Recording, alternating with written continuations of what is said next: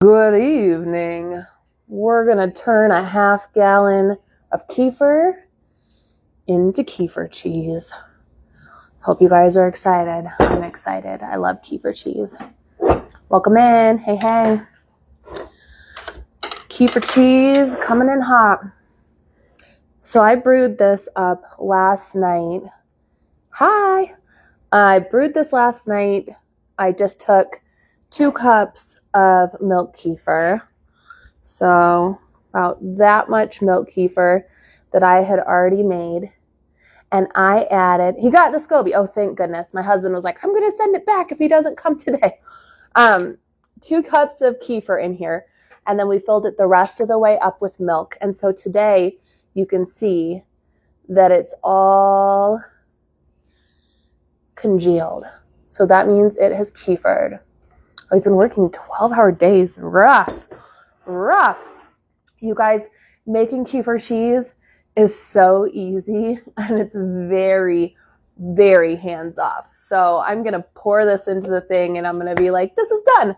So don't get too excited. It's not a hard process, but there are tons and tons of variations that you can do in making kefir cheese.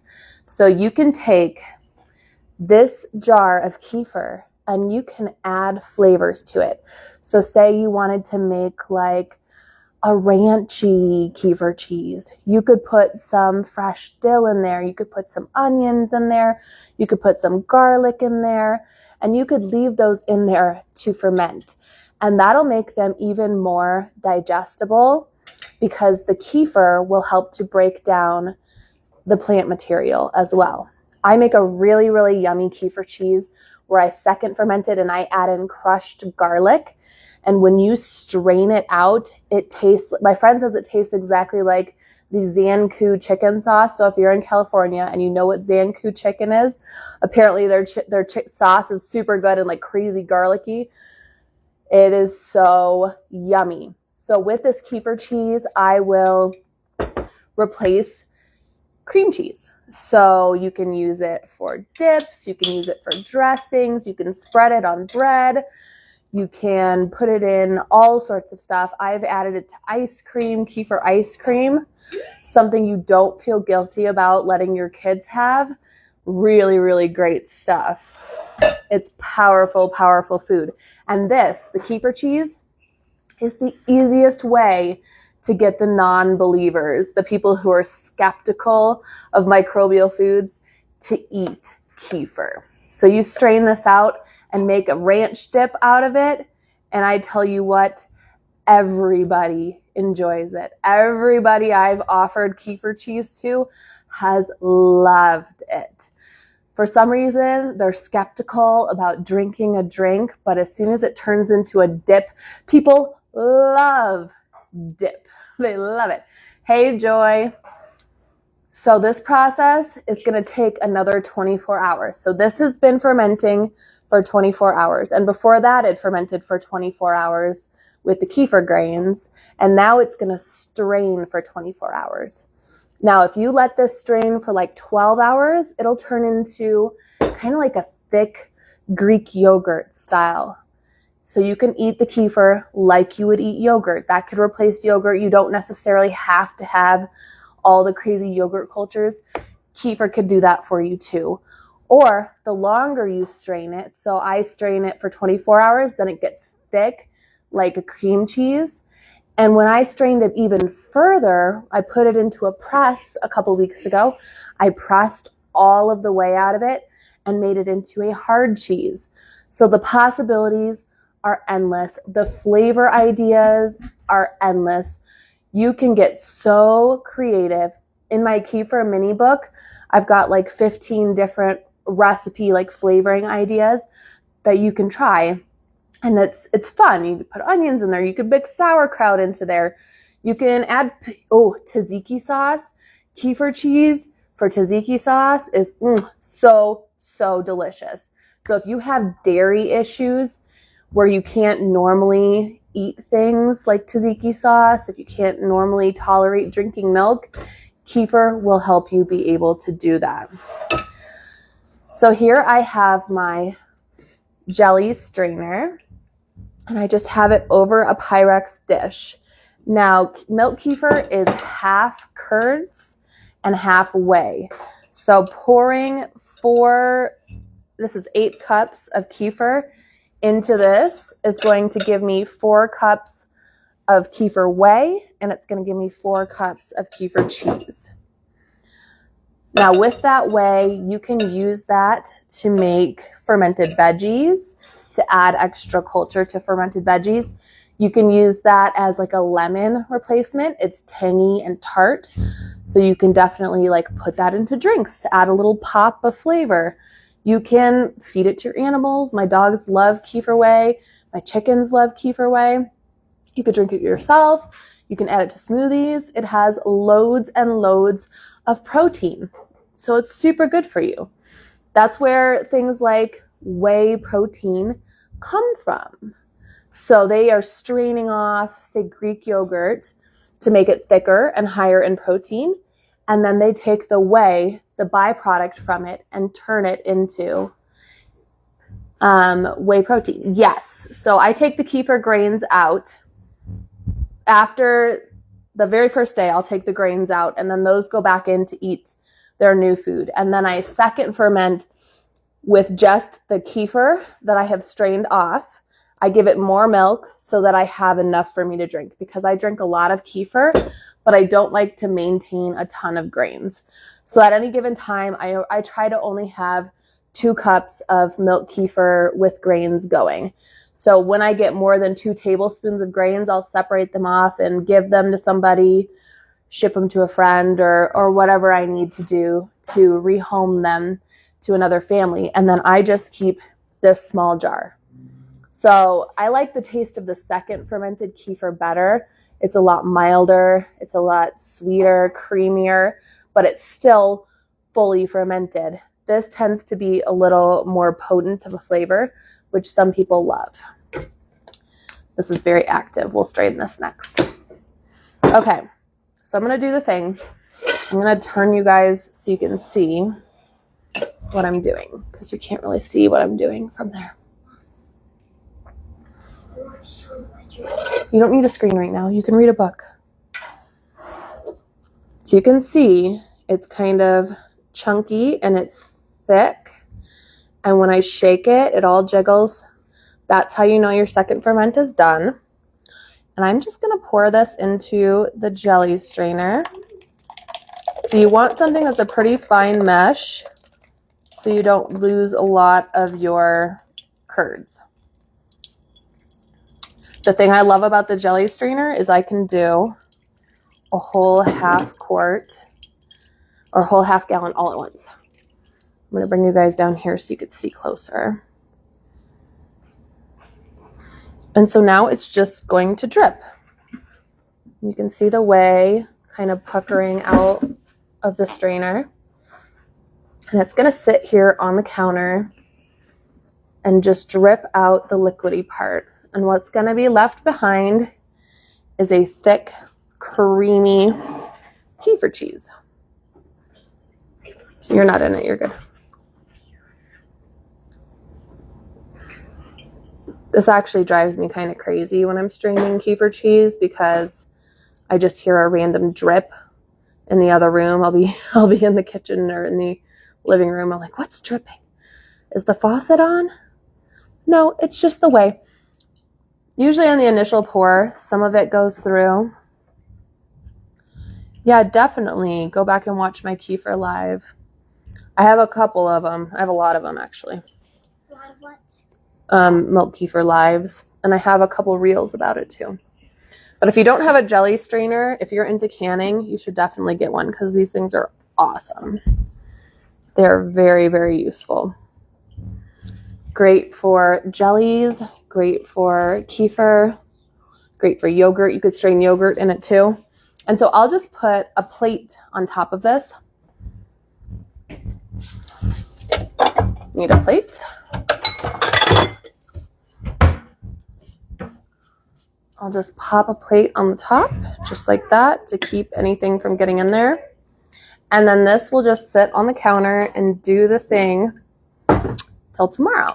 So tomorrow I'll have to pop on the live and show you guys what it looks like. It's super, super yummy and creamy and delicious. So I'm going to do my milk kefir next because it has to be done. Hey, Les. So here's the milk kefir that I have on hand all the time. And I'm just going to stir this up. The nice thing about second fermenting is I'm able to either turn this into one jar or I could turn it into 2 jars by doing just a cup in each jar. So that keeps me deep in kefir. I drink a quart of it for breakfast every day, so I need to be able to have a lot of it on hand. So I'm just pouring it into the strainer. I remove the grains from the milk kefir right now. This is what I'm doing here. So after the initial ferment, I remove it around 24 to 48 hours after I feed them. Depending on how many grains are in there, if it's 1 tablespoon, 2 tablespoons, that'll speed up or slow down how long it takes to ferment. So I'm going to remove the grains, and then I'm going to put them back in and feed them again. You don't have to worry about breaking the kefir grains. They're very, very hardy. They're super tough.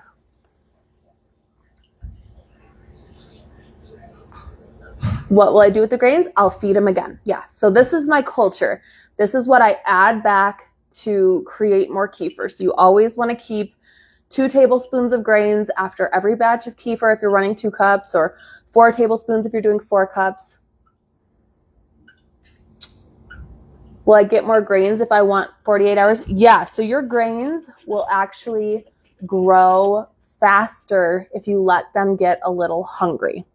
So when I'm trying to produce and grow a bunch of grains, like I grew 26 teaspoons of grains for an event in January, I was letting it go 48 hours between strainings. And when I did that, my grains grew like crazy. When you let them get a little bit hungry and then feed them, they multiply really, really fast. But I've been doing every 24 hours.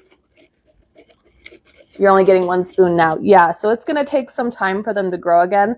Try continuing to give them 48 hours so that they will start to grow. But it takes some time for them to get acclimated to a new environment. When I first got my kefir grains, there was only not even a teaspoon of kefir grains in there. And I was trying to feed them a whole quart of milk every day, and they were not happy. They do not appreciate being overfed, but they do seem to appreciate being a little bit hungry between meals. So I don't know if fasting's beneficial for them just like it is for us or what. When I started giving them a little more time, they started to grow more. My grains definitely grew since yesterday, which is good because I'm going to send some to a friend. I don't have a ton on hand right now. I'm going to go back to stirring here. I think I have 3 tablespoons here. So I'm going to bag some of these up and ship them out tomorrow. One of our friends on here, I sent her a package and it got lost in the mail. We didn't have the address right, and then they tried to send it back to me and it never came back. So we're going to try again with the right address this time, and hopefully she'll get it. Does the same rule apply to water kefir? I've been trying to get mine to grow and multiply for 6 months. You know, I couldn't tell you for sure. I haven't had water kefir grains in 10 years, but it would be worth a shot. How often are you straining them? Are you straining them every 24 hours, 48 hours? It would definitely be worth experimenting for sure.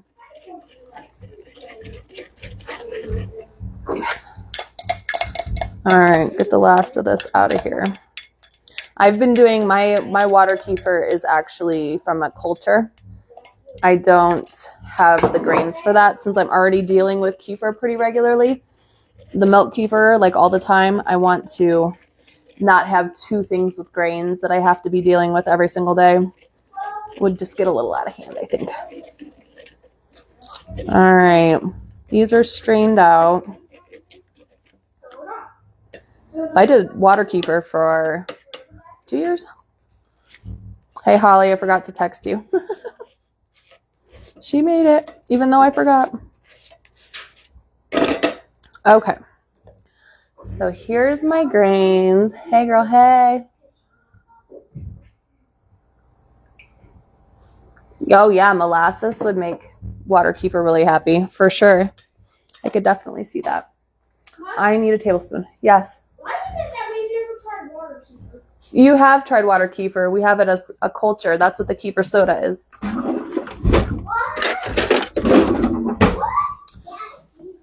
Yeah, the kefir soda is water kefir. I've been doing 24 to 48, depending on how chilly the house is. Located in Michigan, so it's pretty chilly. Yeah, it's chilly here right now, too. I would definitely try to go at least 48, maybe 36 hours. Or, yeah, 36 wouldn't hurt. And see. Is that mine? You sent her a message. Good job, Les. You'd tell me to get off because I'm eating. Oh, yeah.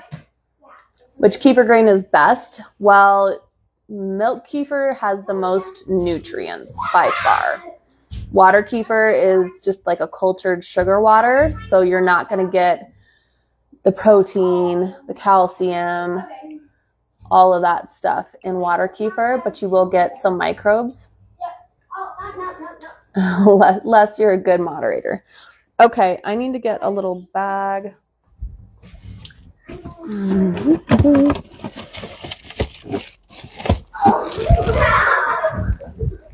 I'm going to try shipping out live kefir grains to our friend. We'll see if it works. Hopefully it will. She was sad. We shipped out all the goodies and then hers got lost in the mail. So to my 2-cup jar, I'm going to add back 2 tablespoons of grains because that's all we need for 2 cups of kefir. I'm going to do a little less than 2 tablespoons so I can send her closer to a tablespoon. And we'll find out how they transition if they ship all right. Pop that in there. They're very resilient. Kefir grains are way more resilient than I originally thought. I have a friend who is kind of a neglectful kefir mama, and she will leave her kefir grains and kind of forget about them for a week at a time sometimes on the counter, and they have come back. Every time she feeds them, they come right back. So they are way more resilient than you might think. She's like, yeah, I haven't touched these in a week. I'm like, oh my God. You think you're worried about the little babies, but they're way more resilient than you would think. All right. They're fed. Yeah, they're a lot like sourdough starter. Very similar. Yummy. So these guys are fed. They're ready to go sit in their little spot for another 24 to 48 hours. I may bring them on tomorrow. I may not. They'll be fine. It's not going to hurt them. And then I'm going to put the rest of these kefir grains into a little baggie. I'm not trying to ship glass. I think this is just an easier option. Just pop those in a little bag. And I'm going to give them some milk for the trip. And then I'm just going to zip the bag. And I'm going to put it in the freezer. They don't like being cold, but I feel like it gives them a better shot at not getting hungry too fast. I'm going to start second fermenting. I'm going through it faster now with all the drinking it. Yeah, and you should be able to. Alyssa second fermented hers today or last night, and they turned out good. So I think you should be fine. You guys got your grains right around the same time. I'm going to double bag it just in case I haven't. Joy, did you get your grains? So Joy, I shipped grains too. Did they make it? I don't know if she's still in here. Okay, so I'm going to pop these in the freezer, turn them into a little kefir cube, and then when I'm ready to ship them in the morning, I'll pop them in the bag. It's getting so thick. Yeah, you should be good to second ferment them. You know what I'm trying to do right now? And I'm going to second ferment my kefir for breakfast tomorrow.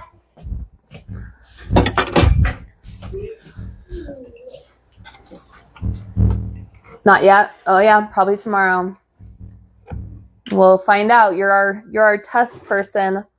We'll see if they make it and how they do. I'm hoping that they will be fine and recover, but at least you'll have the other cultures if it doesn't work out. So I'm just topping this off with milk. And so since there was 2 cups of kefir in here already, we're giving it 2 cups of milk, and this will be ready to drink in roughly 12 hours. Happy Thursday. Made liver tonight for the first time in 20 years. Used your method. It's outstanding. Yay. So excited to be able to make it and not be shoe leather. Yes, that helps a lot. Cooking from frozen helps a lot. Forgot to tell you, I tested the Instant Pot. It was rated 100. Yes, good.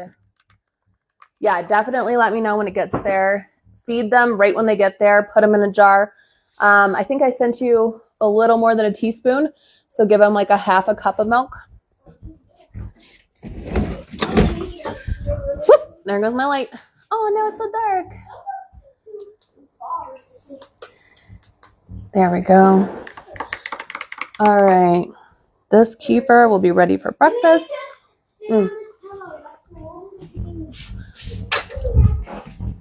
Well, that was easy. Now what do we do for fun? I think I'm going to package up some cultures.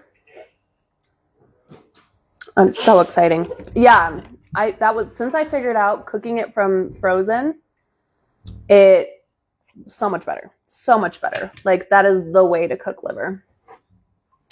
You like just thought just enough to get it out of the package. Total shoe leather in the past. That's why I gave up. Yeah. You know, I've been cooking liver for a while. Everybody in my house loves liver. Oh yeah, gotta have my stewed apples with yogurt tonight. I'm gonna put it on the Yogurt Plus. It's gonna be like apple cinnamon ice cream. I'm super excited. That Yogurt Plus is so delicious. Okie dokie. I need to turn Yogurt Plus into like a frozen yogurt. Put it in the ice cream maker. I think that would be super yummy because it's so creamy and it's so thick and it's made with heavy cream. Like, yum. Yum. I have to like lick off all the containers. I'm like, oh, look, there's cream on the lid of the yogurt. Raw cream. Yum, yum. All right. What else? Oh, I'm going to pack up some cultures.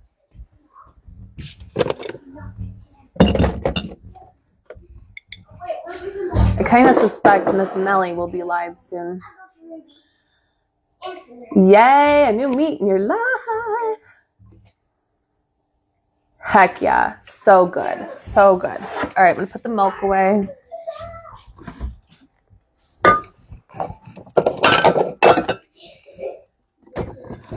I need to grab, I'm going to grab some little bags.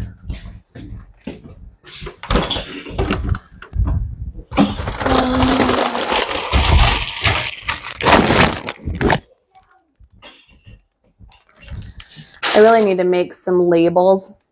Good evening.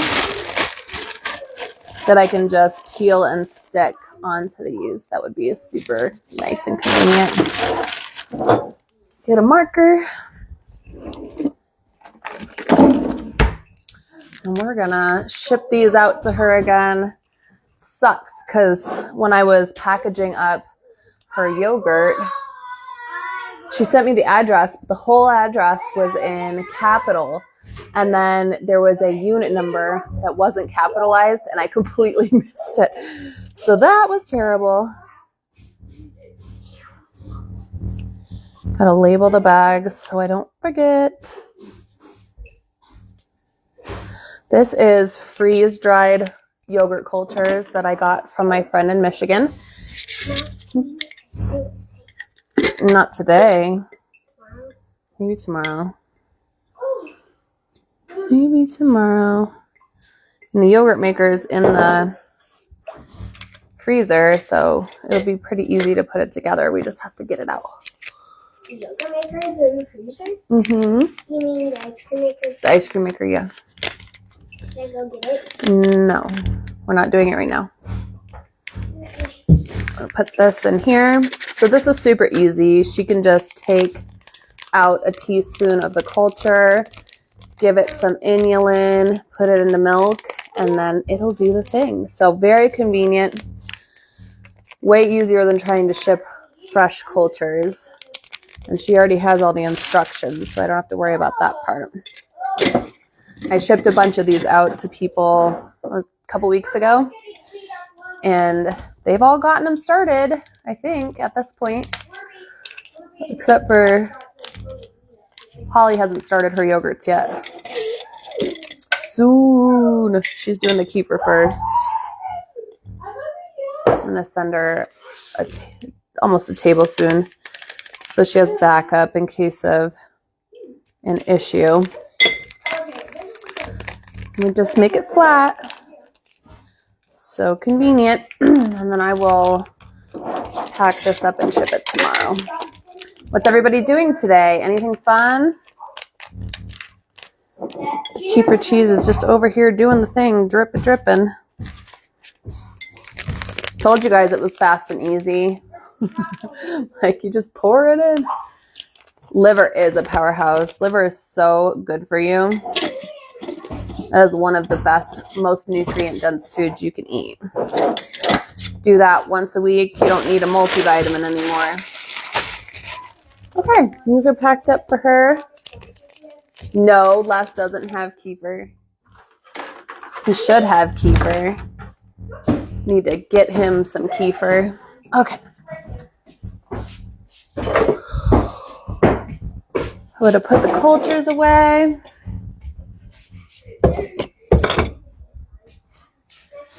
Need to brew some more kombucha. Hey, beach girl. We're basically already done. I'm going to show you guys. Show you guys again. So this is my kefir cheese is dripping. She asked if you have kefir, Les. So this is going to sit here on the counter and drip for 24 hours. And then tomorrow, it'll basically be a solid kefir cheese. For dinner tonight, I made quinoa. And we're having some leftover ground beef or meatloaf with it. Although I was kind of thinking about sardines. Ow, my neck is tight. I was thinking about potentially having sardines with my quinoa. So the outfit today, it's cold here, so I was like, got to keep the leggings, the booty covered. I got the socks. These are leg warmers. Keep my legs warm. But then I went outside and this part immediately got cold. Oh, it's terrible. Hey, what's up, Nene? I got the maroon with the maroon. The plaid on plaid. Looking like a farmer girl. Sardines, feeling like, yeah. Sardines are good. Yeah, this is the brand I have.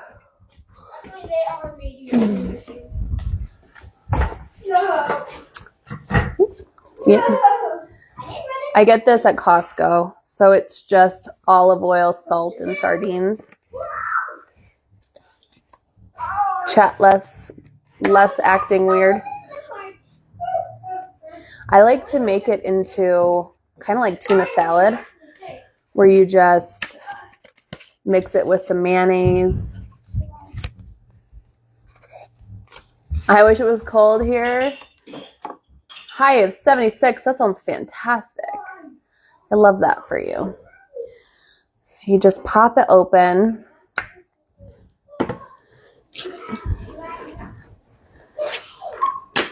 I like to give the oil to the dogs.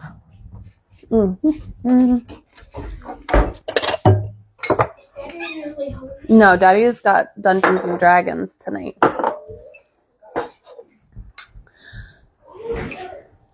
Do kraut in it. That's a good idea. Holly says, put kraut in my sardines. Let's do that. Some of this. Sauerkraut. Some mayonnaise.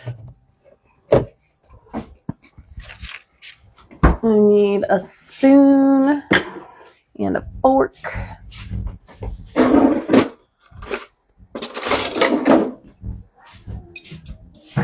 I'll show you guys how I do my sardines. Have you ever heard of Dr. Boz? She does sardine fasts. My friend and I did a 4-day nothing but sardines. How did that go? How did you feel after? Muy bueno? No so bueno? This is kind of big chunks. I guess that's okay. Smells like farts. Tastes like heaven. I don't know who Dr. Boz is, I don't think. But maybe I do. Just going to put some kraut in there at Holly's suggestion. Usually I eat them with capers. I love capers with sardines. They're super yummy. And then I just pop them out of the tin and mash them with my fork to make them like the consistency of tuna. Part of the reason sardines are so good for you is that it's so little that the bones are like mashable. You can't even feel them. And so that's a really good source of calcium. And then they are really, really high in omega-3s, good omega-3s. So the best things to get omega-3s from are sardines, salmon, mackerel. We did great. Happy to eat another food after 4 days, I'm sure. I'm sure. Did you need oysters? Oysters isn't one of the omega-3s. Oysters are a good source of zinc, though. Oh, anchovies is on that list, too. I haven't done the anchovies. I should try that. Her name is Annetta Bosworth. Oh, something like that. I see. And you have to get it from fish. Yeah, the supplements are always rancid. There's really no good way to preserve the oils. No. Nope. Nope, you played all day.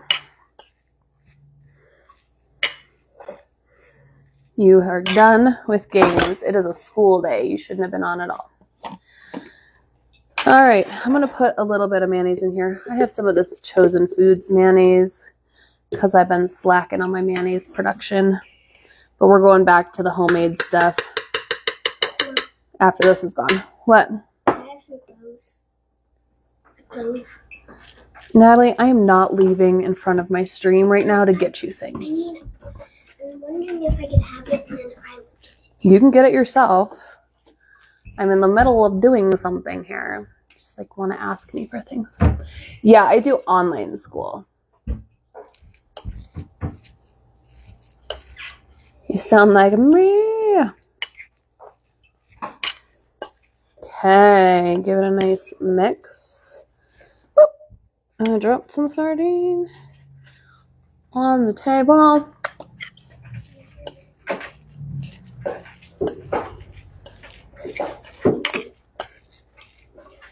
Hey, Don.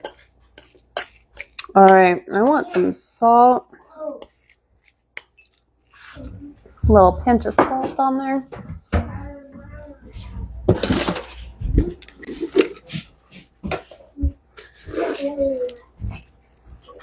Little pinch of salt. And then mix it in. Do you know what else would be really good? Maybe a sprinkle of cayenne. A little spice to it. Maybe some hot sauce. That might be yummy. Doesn't it just look like tuna though? Celery salt. Ooh, yeah. I actually made celery salt. I grew one plant of celery and it never got very good stalks. So I ended up drying it. My daughters love sardines. Yes. Yeah, that's exactly what we do. We eat it like tuna. We'll put it on like a sandwich. I make a sardine melt. So I'll put it on some homemade sourdough bread, put some cheese on it. I eat the sardines like it's tuna. So if you can tolerate tuna, you could totally eat sardines like this. It's not any more fishy than tuna. They're super good. So this is, yeah, with chips. I'll eat them with chips. Right now, this is sauerkraut and mayonnaise, avocado mayonnaise, and sardines, and some salt. Garlic, salt, too. Yeah, that sounds good, too.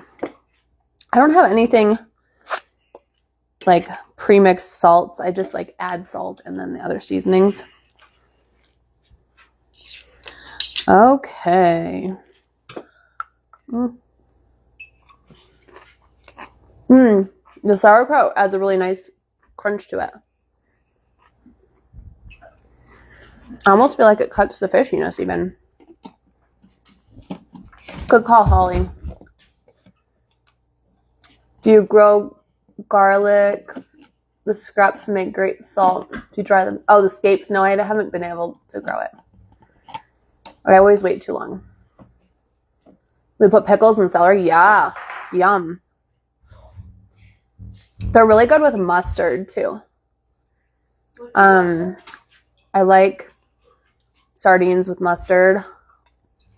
That was like the first way that I tried sardines, was with just like some really yummy stone ground mustard, and I just ate it out of the can. But the idea to add the mayonnaise, that made it so good. Like, I love tuna. I would eat tuna. I could eat tuna every day. Like, I'm totally fine with that. I just saw a crazy fact today that 70% of the adult population does not have enough omega-3s. And 90% of the children do not have omega-3s to be at a healthy level. That's mind-boggling. That is a lot of people that are running around undernourished in this world. The scapes are great for salad, stir fry, even pickled. Yeah, for me, I always forget to grow garlic. And I think my biggest problem is all of my beds are like thin. They're not really deep enough to bury it. So the garlic doesn't do well here. How did you even do that? If I had like actual in-ground beds, I think I'd be better off. Yeah, garlic takes a really long time to grow. Definitely. All right. Well, now that my dinner's made, we started the kefir cheese. We'll have to touch base with that tomorrow. Got my milk kefir made for breakfast tomorrow.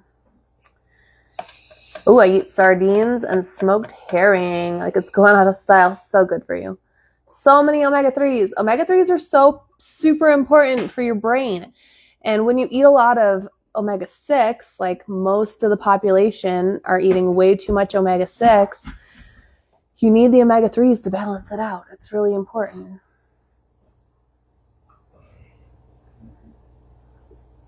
I filled my entire garlic with 1 year. And I was like, well, shit, I can't do anything else now. want to like plant stuff, interplant stuff with it. You not do that? Oh, I saw a stretch the other day where they like came in like this and then they turned their head and looked down this way and then they went the other way. Oh, my neck is really stiff. Oh, and then they turned their chin and went down this way. Oh, yikes. My neck is super thick. It's sore. It's tight. Woo! Alright guys, I'm going to hop off and eat my dinner. And I will catch up with you tomorrow. I'll show you the kefir cheese. And we'll see what else is going on. I'll probably need some body doubling tomorrow. So we'll go from there. I need to do lymphatic drainage. I probably should. Well, we should do that really quick. We should do that really quick before I get off.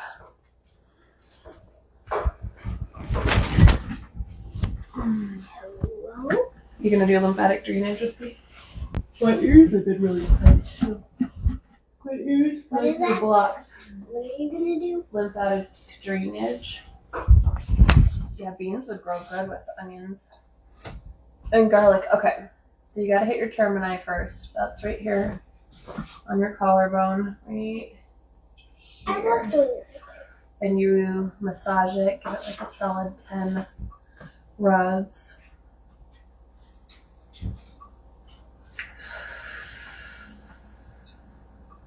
For some reason, this bone always hurts. It always hurts. That's actually pretty. It's pretty. Well, we're not touching the bone, we're touching above the bone.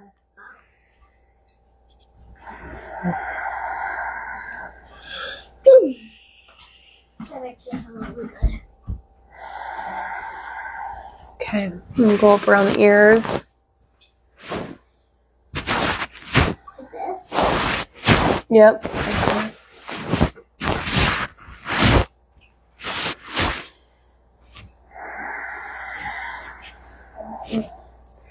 Diaphragmatic breathing, so you're pushing your belly out when you breathe out, pulling it in when you exhale.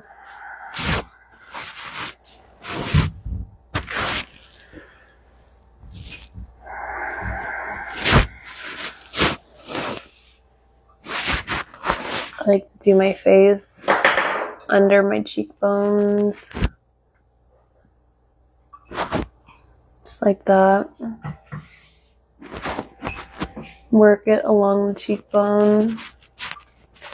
And I go up to the eyebrows, just right above the eyebrows. There's a spot that you'll feel it. It's kind of tight. I'm going to work that spot for a sec, real gentle.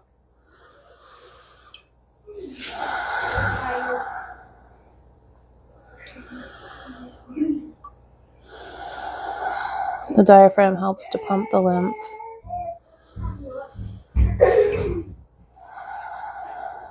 And do the back of the skull, right up under your skull.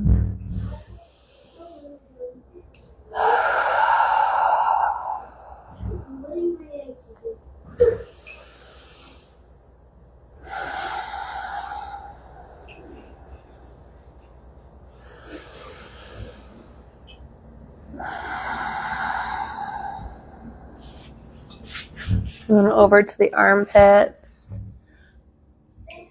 Where is crap? Oh, rubbing my mic. Sorry. Get into the armpit. Should be a pit in there. It shouldn't be puffy. So you kind of get your finger into that pit. And then I also rub this upper area while I'm at it.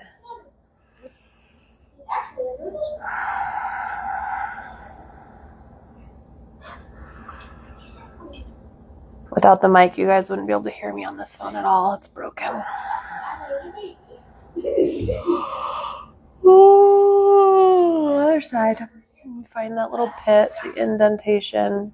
And then you're going to work that upper area too. So you kind of pump the pit and pump right there on the chest plate.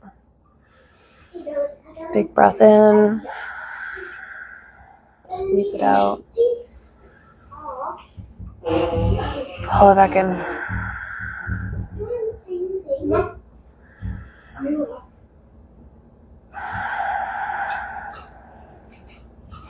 Next spot is above your belly button. About an inch above the belly button. Oof, that one's tight today. Oh, goodness.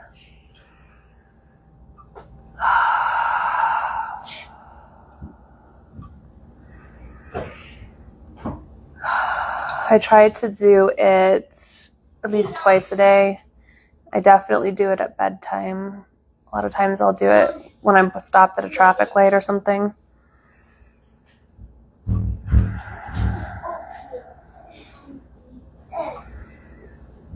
Oof. Yeah, that cluster of lymph nodes is really sore on me today for some reason. I'm glad we're addressing this. Let's just work it for a minute while it loosens up.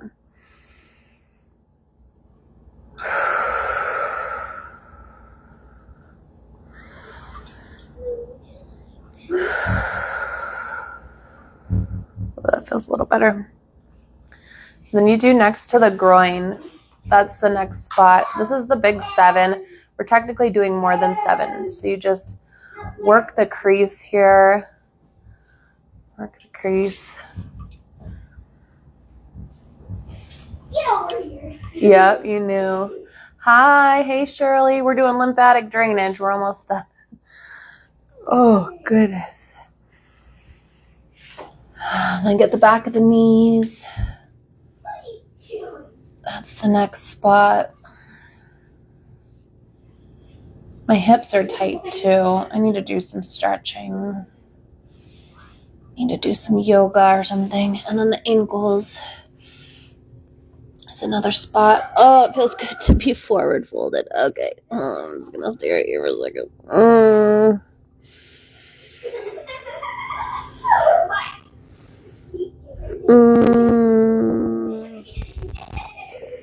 Did you guys know humming stimulates your vagus nerve?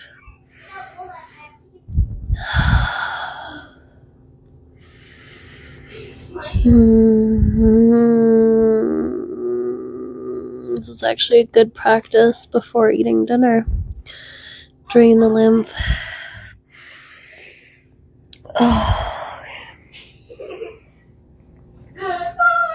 Oh, goodness. Oh. Whew. You guys ever stretch just randomly in the living room? Ooh, stuffed peppers are yummy. You hum all the time. That's so good. That's one of the things I recommend to my clients is when they're getting ready for a meal to put on some music that they can sing along to and just hum and sing. And those things help to get you out of fight or flight, put you in parasympathetic. Feet up on the wall too is amazing. I'll have to try that. Oh, I'm going to try that stretch again. My neck feels a little less tight.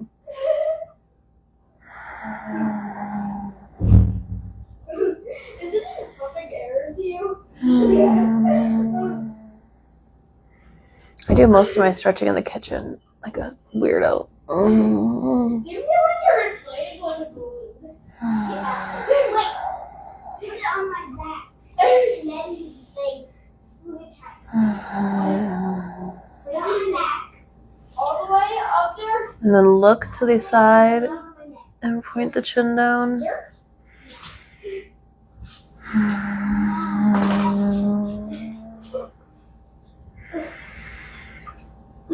I did a workout and you get a massage. Back to the middle. Oof, so tight. I'm doing cheek squats. I'm doing cheek squats and Sissy gets a massage. What? I heard you. Why am I getting so itchy right now? My kid's jumping on my other kid. Right? Yeah. It's good for sciatic nerve too. My favorite thing for sciatic nerve is the couch stretch. Can you believe that? Yeah, I always post my lives. Let's do shoulders up, shoulders down. You like the massage? I love it. You want to get a little massage for your arms.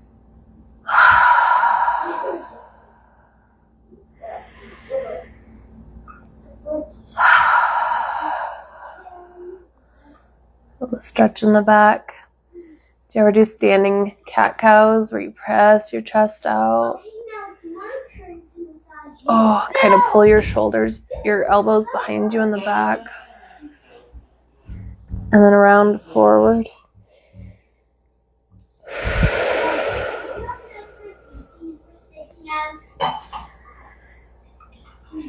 Oh, geez. My shoulders are tight too. Oh, wait. Now do it right here.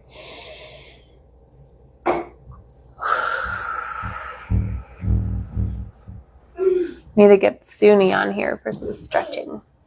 Yeah, we always need a little stretch. My neck is still tight. I think I want to do some more forward folding.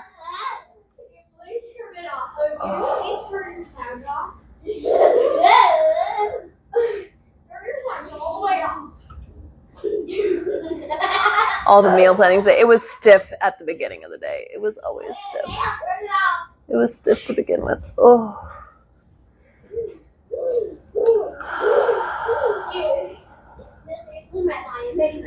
Oof. I might need to go see the chiropractor. Oh.